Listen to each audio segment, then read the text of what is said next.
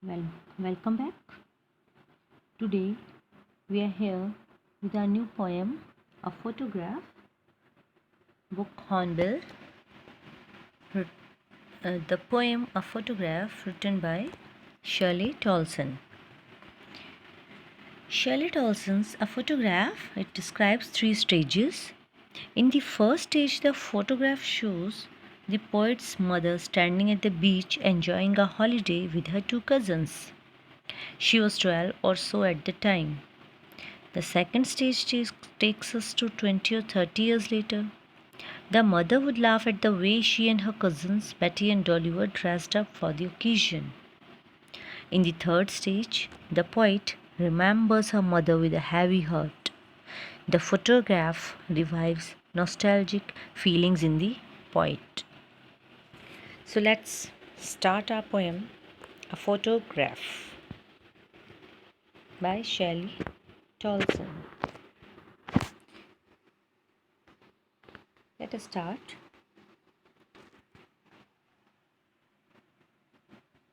The photograph shows me how it was when the two girl cousins went paddling. So here the poetess talks about the cardboard. And what is this cardboard? This cardboard is the frame of the photograph in which the photo has been pasted. So she says this cardboard shows me.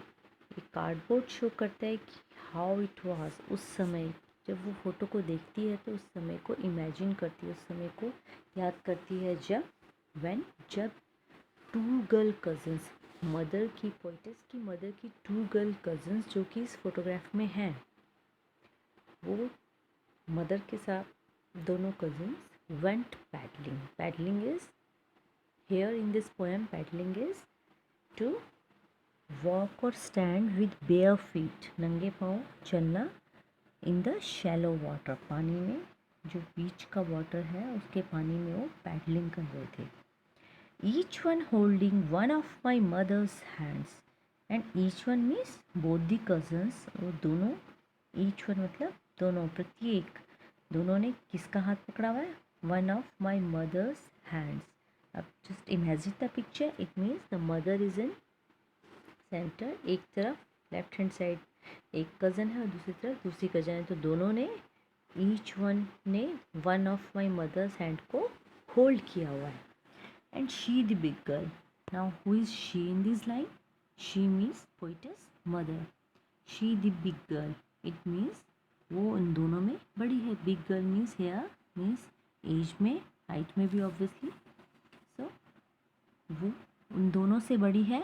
And some 12 years और सो.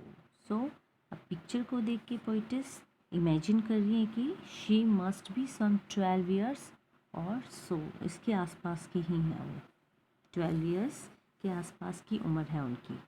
All three stood still to smile through their hair. Now all three, अब तीनों की तीनों cousins, they stood still. Why they are still? To smile through their hair. जब हम photo खिंचवाते हैं तो we people stand still without any movement, because इससे क्या होगा, फोटोग्राफ ख़राब हो जाएगा. तो फोटो क्लिक करवाने के लिए all three stood still and to smile through their hair. It means they are smiling through their hair. Through their hair means उनके चेहरे पर उनकी स्माइल, चेहरे के आगे उनके बाल आ रहे हैं, वहाँ हवा चल रही है. सी बीच के किनारे जहाँ पर वो गए हैं तो वहाँ हवा चल रही है, तो हवा से उनके बाल लहरा रहे हैं और वो उनके चेहरे पर आ रहे हैं और उसमें से वो स्माइल कर रही है. उसमें से थ्रू मीन्स उनके बालों के बीच से उनकी स्माइल आ रही है, स्माइल दिख रही है. At the uncle with the camera. Now they are smiling through their hair. और किसको at the uncle means the uncle is clicking their pic. He is standing there with the camera. So all three are standing still to smile through their hair as the uncle is standing there with the camera. A sweet face my mother's, that was before I was born.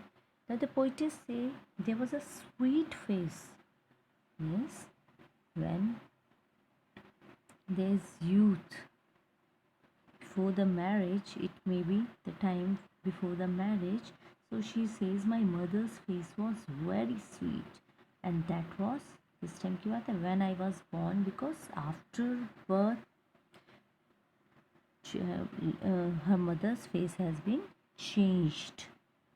अब उनका चेहरा क्या है, change हो चुका है. लेकिन poet's बता रही है कि मेरे बर्थ से पहले की फ़ोटो लग रही है, means she is young and very elegant before my birth. And a sea which appears to have changed less. And here she says, and the sea, which sea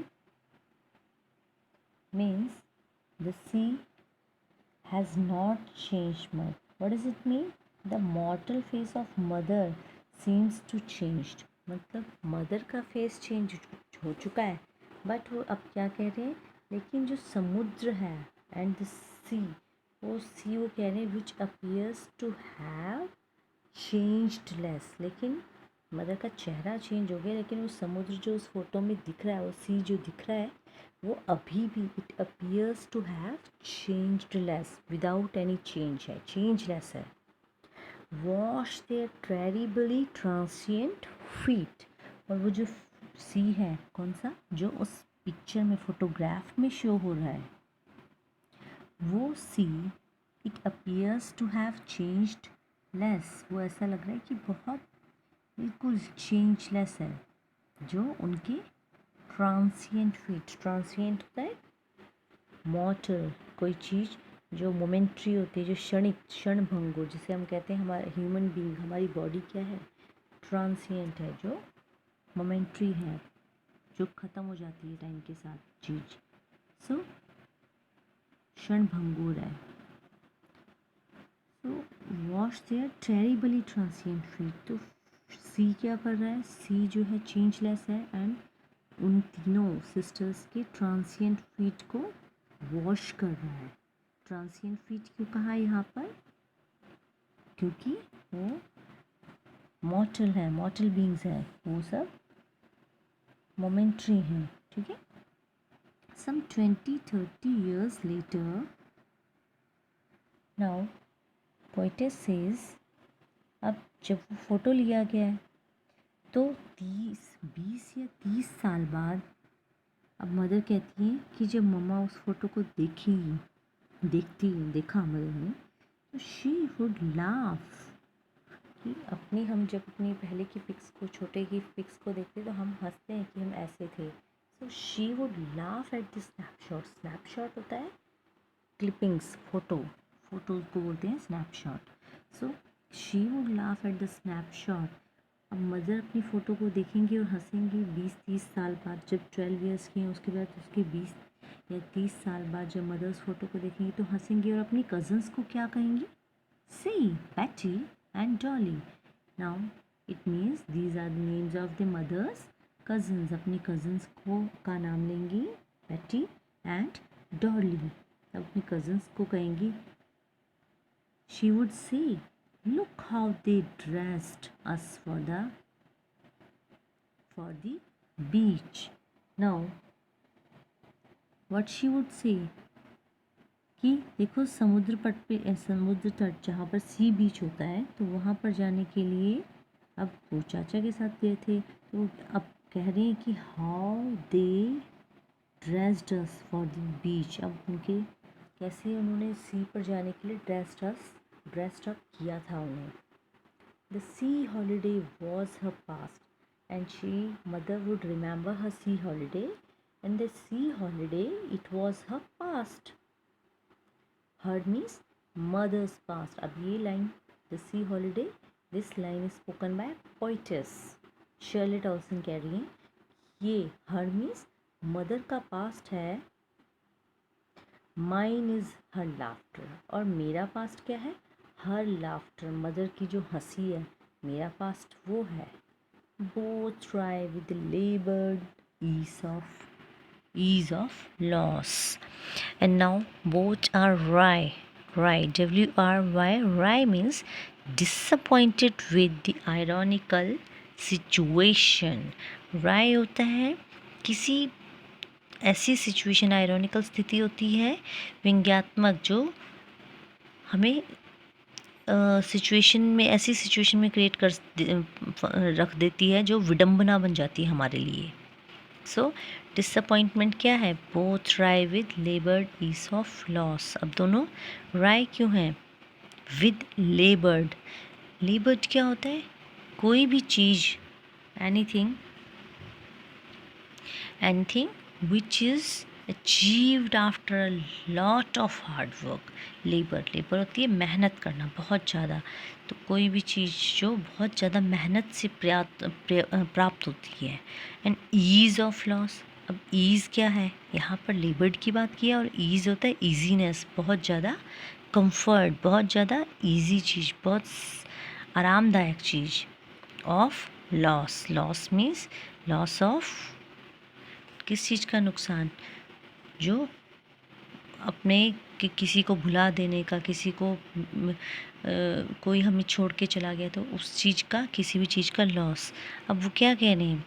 both means, अब वो क्या कह रहे हैं? Mother की जो छुट्टियां हैं वो मदर का पास्ट है, और मेरा पास्ट क्या बन चुका है? मदर का जो लाफ्टर है, जिस फोटो में देख के मदर हंस रही हैं, तो पोइटेस कह रही हैं कि ये लाफ्टर जो है मेरा पास्ट बन गया है।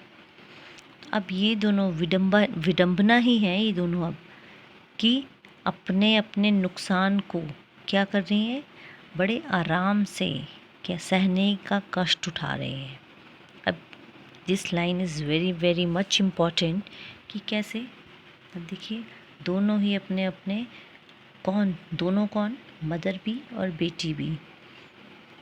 मदर अपने टाइम को याद कर रही हैं। मदर को वो टाइम बहुत बहुत ज़्यादा क्या लग रहा है?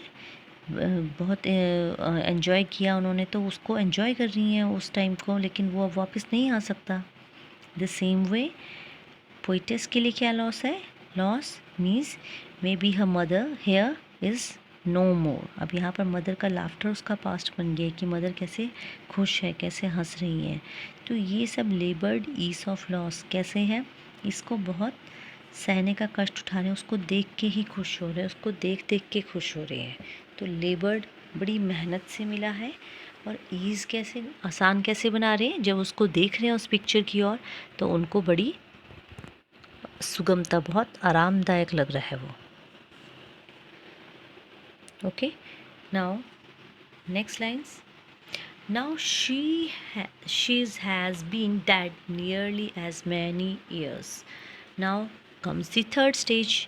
Here she has been dead. अब क्यों उसने बताया कि पास्ट बन गया? क्योंकि अब मदर दिस टाइम, जब वो पोइटस पोएम लिख रही हैं, तो she says she has been dead nearly as many years. कई साल हो गए हैं उसे। Not, she has not mention the years. उन्होंने यही कहा है कि एज मैनी ईयर्स, बहुत साल हो गए हैं। As that girl lived. And who is that girl? जो उस फोटो में दिख रही है, और उस फोटो में कौन सी लड़की दिख रही है? Means her mother. अब वो कह रहे हैं उस लड़की को जो उस फोटोग्राफ में दिख रही हैं, जीवित दिख रही हैं, उनको मरे हुए बहुत साल हो गए हैं। And of this circumstance. And अब वो क्या कह रही है? इस हालत में ये जो सर्कमस्टांसेस हैं का वर्णन, अब वो कह रही है कुछ, there is nothing to say at all. अब उस सर्कमस्टांस को कहने के लिए, मीन्स कौन सी circumstance? End of this circumstance that her mother is no more. Mother की डेथ हो गई है, तो मर चुकी हैं, तो उस बारे में कहने के लिए कहते हैं मेरे पास कुछ भी नहीं है। There is nothing to say at all. It's silence silences. What does it mean? That silence, जो ये शांति है, ये शांति शांत वातावरण को और शांतमय बना देती है। It's silence. किस चीज़ का साइलेंस? कि मदर अब आसपास नहीं है, तो इस चीज़ का साइलेंस जो है उसको और शांत बना देती है।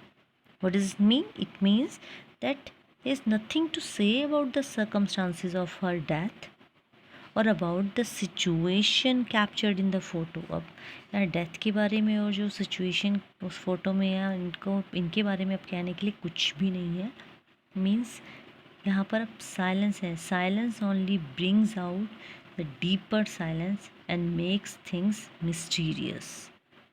और ज़्यादा चीज़ों को बहुत ज़्यादा मिस्टीरियस बना देती है। क्लियर?